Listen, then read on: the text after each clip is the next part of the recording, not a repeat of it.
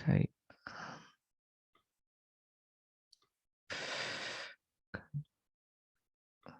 Anyway, what can I do?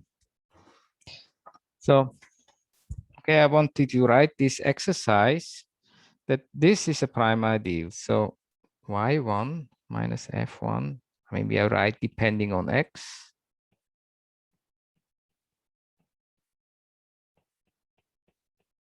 Is a prime ideal. Yeah.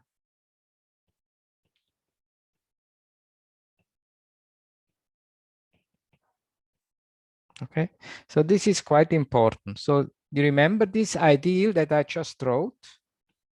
This is the ideal that describes the graph of the polynomial map given by f1 up to fr.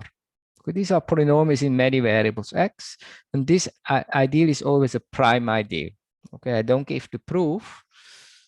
I think we can do it in the exercise. Okay, right.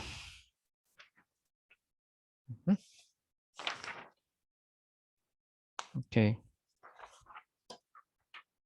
Now let's go on with more example. Let me see. I don't want to. Okay, sorry. Okay, so one more application. So, okay, explain it by an example. This is called implicitization. So let's assume a surface is given in parameter representation. A surface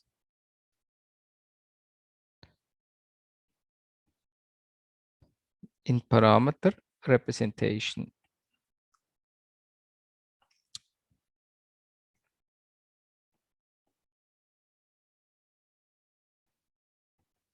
So I have two additional parameters, t and u, and then I have this implicit.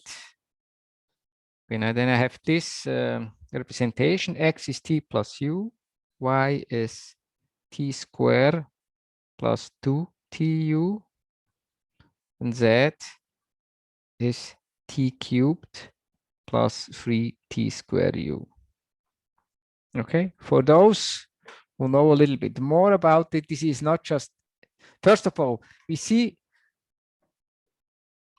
okay, think geometrically, we have the two parameters t and u and describe some object in three-dimensional space. Think of, okay, you may think of real numbers, okay? Then this should be a surface in three-dimensional space. Okay, and actually it has a name, it's the tangent surface of the twisted cubic. Whatever this is, the tangent surface of twisted cubic. Or maybe I can say what it is. Okay, the twisted cubic. The twisted cubic, I can say what is the twisted cubic. Maybe write it. The twisted cubic is the image of this map. Okay, it's also a parameterization. Okay, you have the parameter t, the collection of points in three-dimensional space, t squared, t cubed is called twisted cubic. Okay, for whatever reason. So this is a curve. Okay, think of it in over the reals. Then you can imagine this curve. So what is the tangent surface?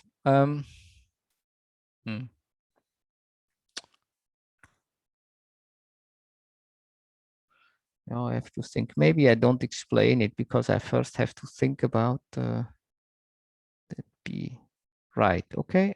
Yes. I think it's the following. I hope I'm right because I didn't prepare in detail. You look at.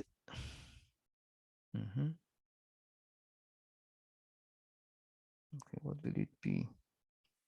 You know, I will tell you on first day what is the tangent surface. It's just this example to explain what it is. But the point is, how can I compute the equation of the surface?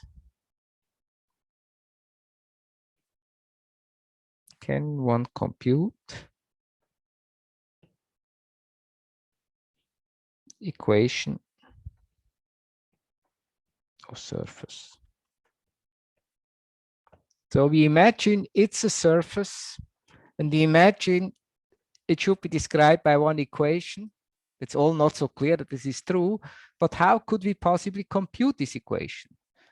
So algorithmically speaking, we have these three equations, and we have to eliminate the variables t and u. Okay, somehow this we'll have to do. Okay, intuitively eliminate t and u. So this is a task for elimination theory. And now we know how to do it. Okay, so the proposition is this. Okay, proposition. Okay, I have a polynomial map. Let f, as before, let f with components f1 up to fr. Okay, from k to the n to k to the r be a polynomial map. Okay, the fi are polynomials in n variables. Okay, so consider this ideal that I had before. Okay, we know it's the vanishing ideal of the graph.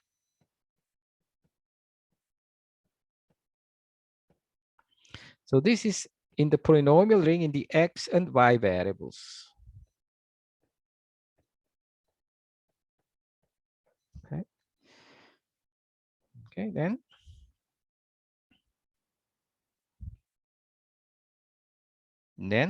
Okay, then.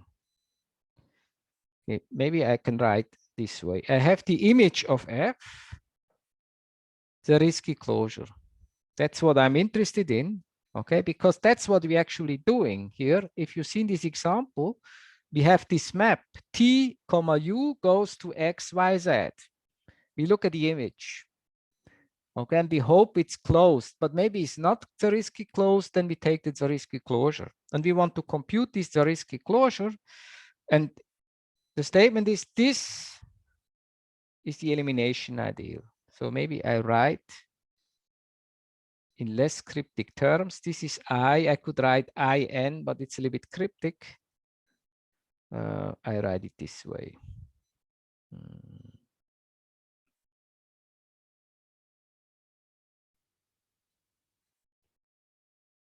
This. So, okay. So have maybe in parentheses, have eliminated the variables x. Okay. I think you mean the zero set of this idea, right? That's right. Yes, this is correct. This is correct. Thank you. But I can go on. Moreover, I can even say a little bit more. I can say what is the vanishing ideal of this. Okay. And this is this, what I had.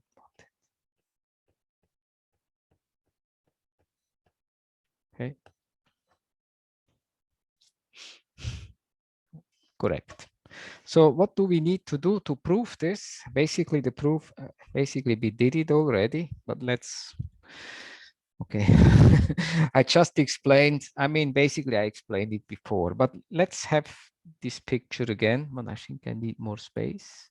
Sorry.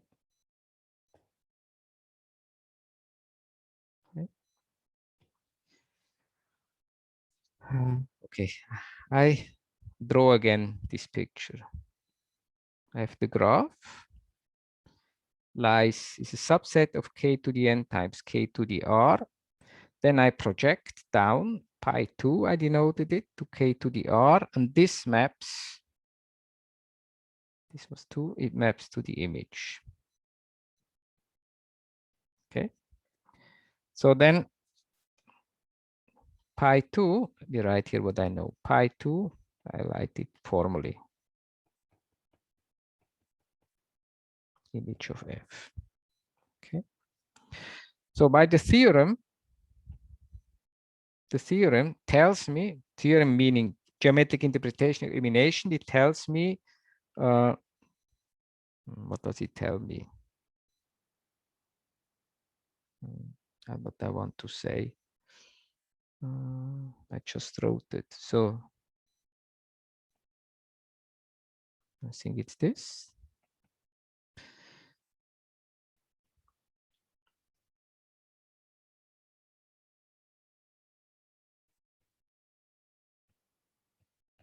Okay, just okay. This is my second movie for today. Okay, so this is this statement here. This one. Okay, and then I go now what do I do? Now it's confusing. My gosh, I should have called the ideal I. Now again we have this confusion. This is bad. Let me call this J because it's always confusing. Sorry about that. Because I want to use my I operator. Sorry. Okay. You see, this is J, but this thing here, this is this like an operator taking vanishing ideal. So here I have to put J. Okay. So what I take now, okay, I take vanishing ideal. Then I have vanishing ideal of zero set of this thing.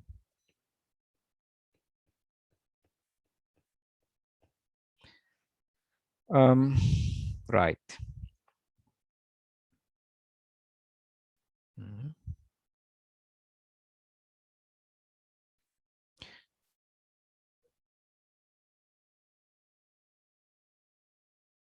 Okay.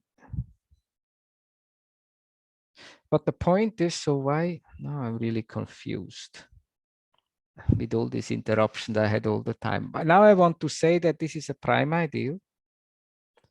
Okay. I want to say that this is a prime ideal.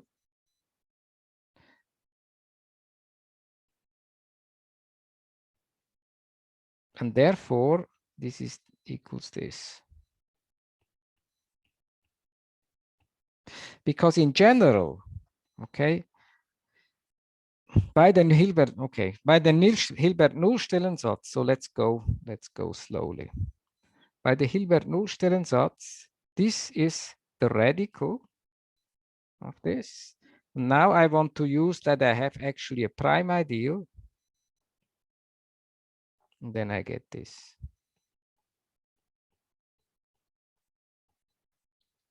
Okay, so this is the... Okay, and why is it the prime ideal?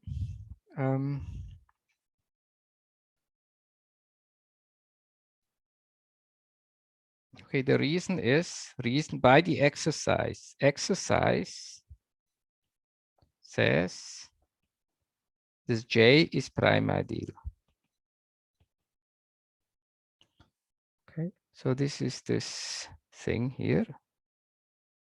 Where is it? Here. This is the J. Maybe let's call it J. This is a prime ideal. Okay, and if I take a contraction of a prime ideal, it's a prime ideal. Okay, contraction of prime ideals are prime ideals. So, okay, it was a little bit confusing. No. Are there questions on that?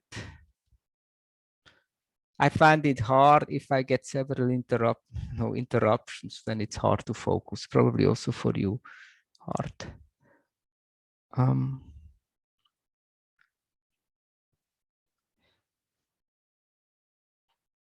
Okay. If I apply this method to this example of this surface example, I mean, I don't want to compute this by hand, but if one uses the computer, one gets the following. Example continued. Okay. Compute Grabner basis.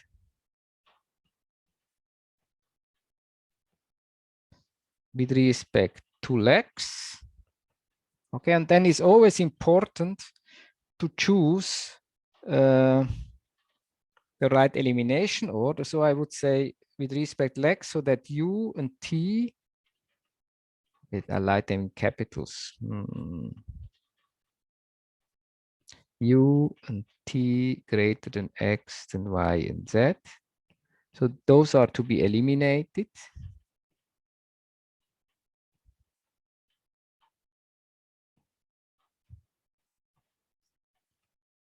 Okay. I need some more space, sorry.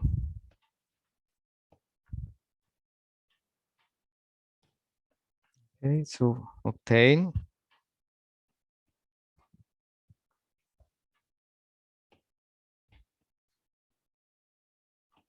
this polynomial. So actually it would be that.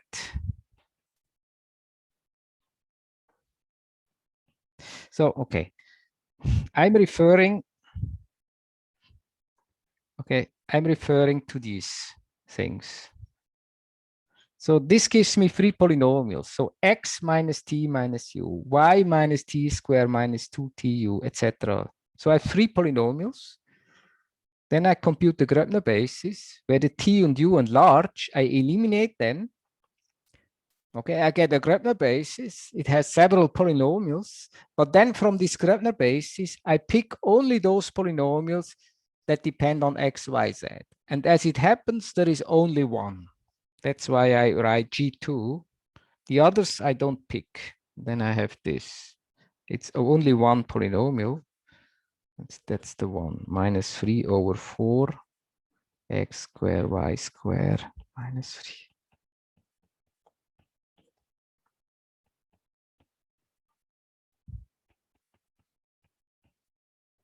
So, okay. So then you see, then we have this one equation. And this is the equation of this surface. Okay, not something that maybe you want to compute by hand. You could, but okay. So we have achieved something. You see, this is kind of non-trivial. I mean, if you look at this, somebody gives you these three equations, then it tells you to eliminate the variables of t and u. How do you do it? I mean, the first equation is linear, the second is quadratic, the third is cubic. Okay, but now we managed with our method to do it. Okay, get this one equation which has degree 4. Okay, so you see there is something here that is very interesting. Okay, right, so this is useful. Question on that?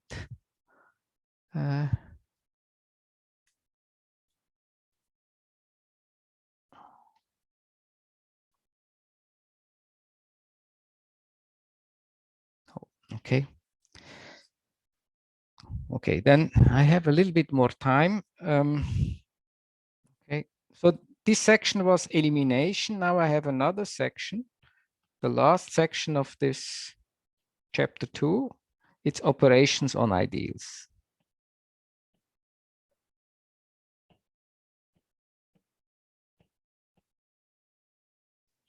Okay, I will show you that with the help of Gröbner basis, one can do many, many interesting computations.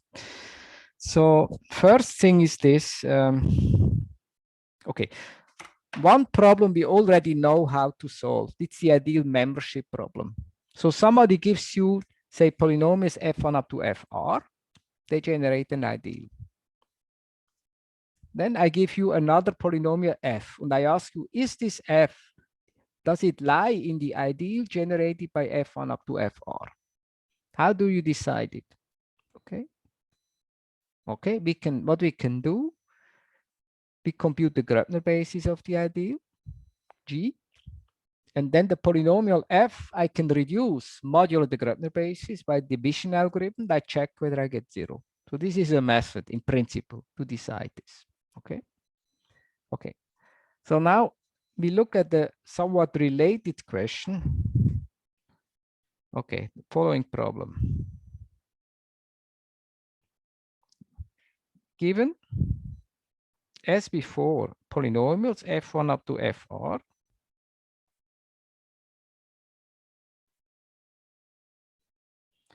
Okay, and then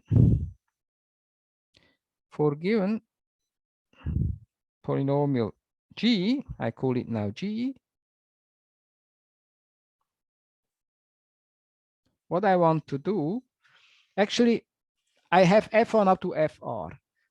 And before I looked at the ideal generated by these polynomials, now I look at the algebra generated by these polynomials. Okay, the f1 up to fr generate the subalgebra of the polynomial ring. And I want to know whether this given G lies in the subalgebra. So for given G, decide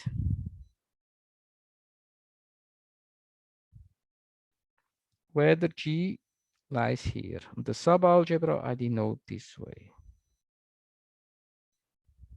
So maybe let's write this in yellow. Subalgebra generated by the polynomials.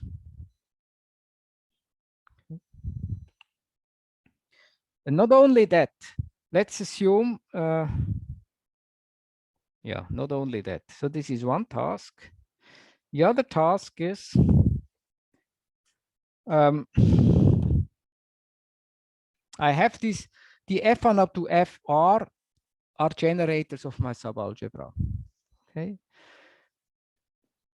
The question is, are these f1 up to fr independent or not? So what does this mean? We know the concept of independence, linear independence. This you know, linear independence. Okay, but here we are in this nonlinear context. There is, we may ask, are there algebraic dependencies? So we want to compute the CCG ideal. Okay.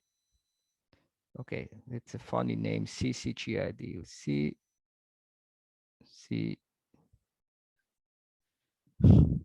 CCG. I think it has an I. I'm not even sure.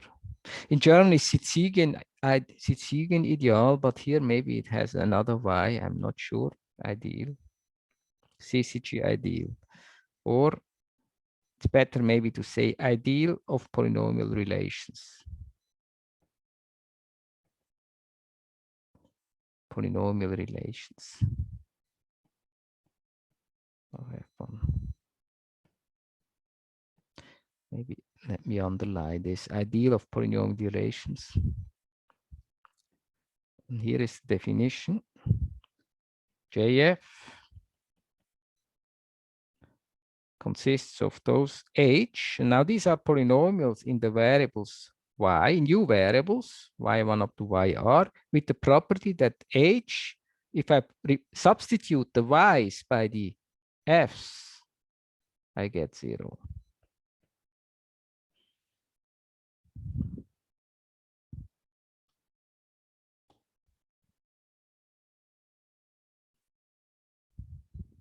Okay.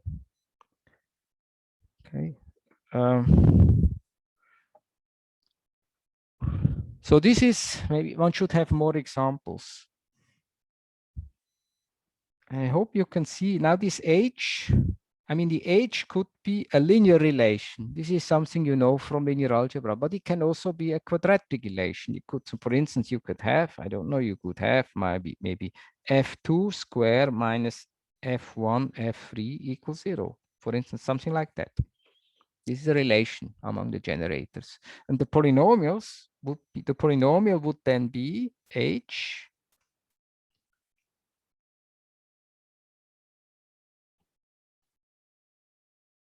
Okay, so this is just an example to illustrate this. Okay.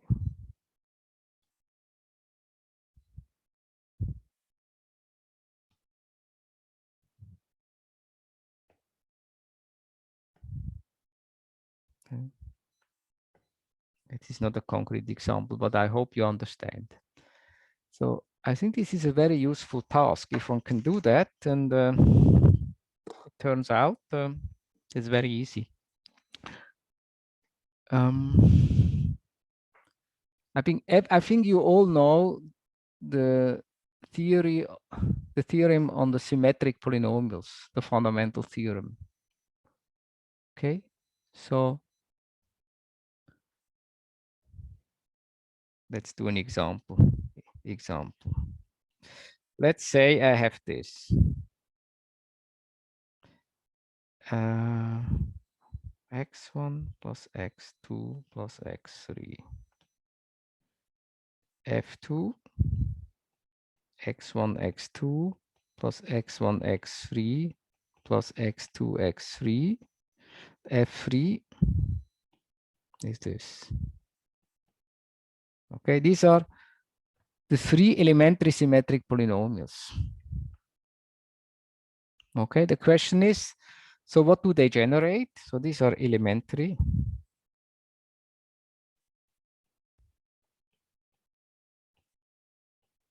So they generate a subalgebra.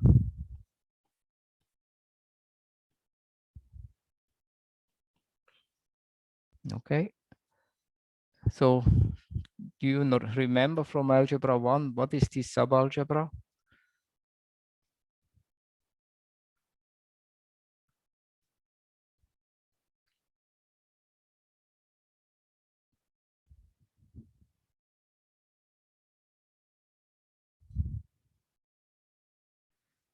The subalgebra of symmetric polynomials. So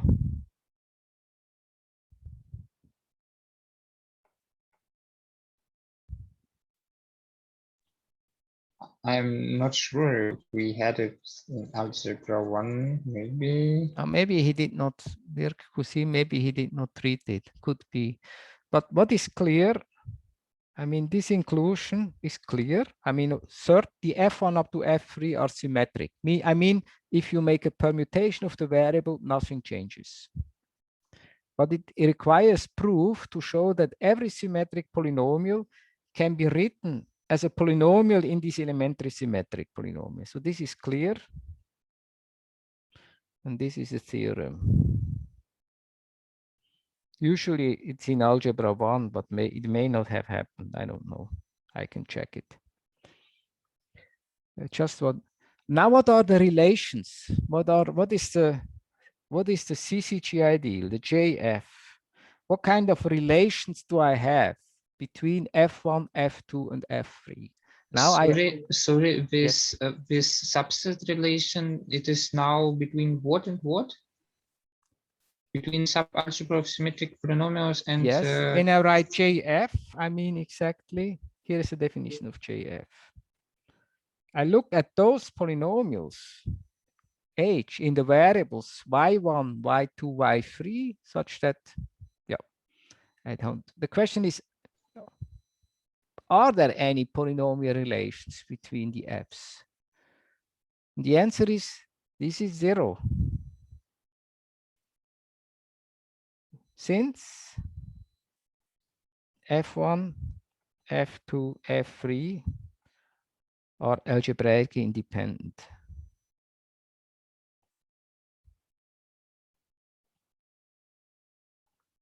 Actually, this is not the proof, this is just rewriting. Algebraically independent means, if you look at this, algebraic independent means JF equals 0. So maybe I can write this. This example was not a good example anyway. I can write it as a remark. JF equals 0 if and only if, and this is the definition actually, F1 up to Fr are algebraically independent. No algebraic relation. Okay, this is the definition of algebraic independent, and then now observe here for the elementary symmetric polynomial, this is the case. So this is also required. I refer to algebra 1 if it was done. Okay.